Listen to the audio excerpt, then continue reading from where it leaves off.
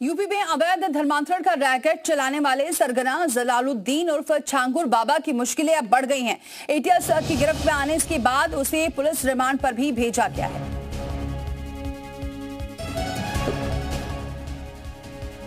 धर्मांतरण के लिए लालच देता था, ये भी बड़े खुलासे हो रहे हैं।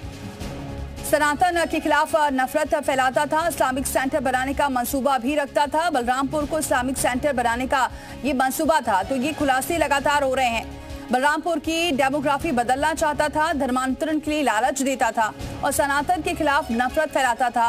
वही छांगुर बाबा बलरामपुर को इस्लामिक सेंटर बनाने का मंसूबा भी रखता था।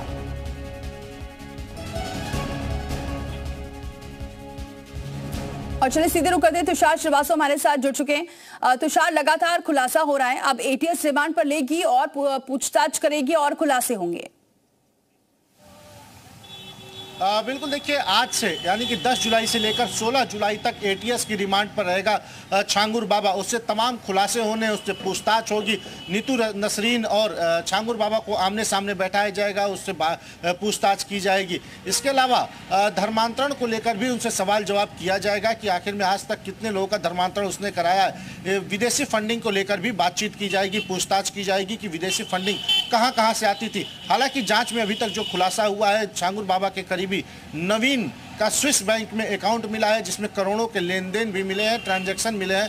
आपको बताऊं तो ये अकाउंट शारजहां में था और इसी शारजहां के अकाउंट से ही लगातार ट्रांजैक्शन किए जा रहे थे।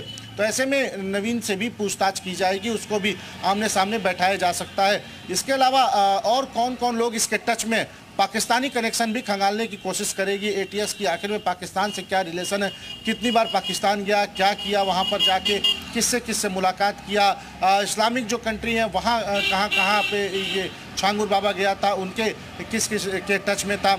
इसके पूरे सिंडिकेट, इसके पूरे रैकेट के बारे में पता करने की कोशिश करेगी एटीएस आज से लेकर 16 जुलाई तक। तो 6-7 दिन की पूरी ये रिमांड मिली है, जिसमें एटीएस तमाम सवालों के जवाब छांगुर बाबा से पूछेगी। साथ ही छांगुर बाबा को महाराष्ट्र और बलरामपुर भी लेकर जाएगी, वहां पर भी उसके ठिकानों पर लेकर पहुंचेगी, वहां पर भी पूछताछ करेगी और अहम सबूत जुटाने की कोशिश करेगी। और तुषार, ये भी जो जानकारी मिल रही है बलरामपुर को लेकर, जहां पीला पंजा लगातार चल रहा है, लेकिन वो वहां पर उसका जो मंसूबा था वो ये था कि इस्लामिक सेंटर बनाना चाहता था और ये भी जानकारी मिल रही है कि धर्मांतरण के लिए लालच देता था वो।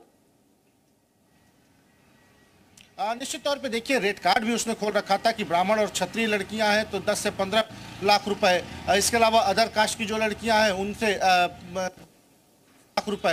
तो ऐसे में उसके तमाम सिंडिकेट, तमाम रैकेट और ये जो धर्मांतरण कराने का उसका तरीका था, इन सब के बारे में पूछताछ करेगी, उनसे इंक्वायरी जुटाएगी, सबूत इकट्ठा करेगी और उन सबूतों को कोर्ट में एटीएस पेश करेगी। क्योंकि जिस तरह से छांगुर बाबा के बारे में खुलासा हुआ है, वो बेहद ही चौंकाने वाला खुलासा हुआ है कि एकदम बलरामपुर में इतना बड़ा सिंडिकेट चल रहा था और किसी को कानो कान खबर नहीं मिली, किसी ने इस पर कोई कार्रवाई नहीं की, पुलिस प्रशासन उसके सामने नतमस्तक दिखा, क्योंकि इतने दिन से ये रैकेट चल रहा था और कोई कार्रवाई नहीं हो रही है। इतने बड़े घर उसने बनाया, अवैध तरीके से बहुमंजिला इमारतें खड़ी, वहीं पर ये धर्मांतरण का खेल कर रहा था। कितनी बार वो इस्लामिक सेंटर में गया, लखनऊ में 70 दिन से छिपा हुआ था और किसी को पता नहीं था।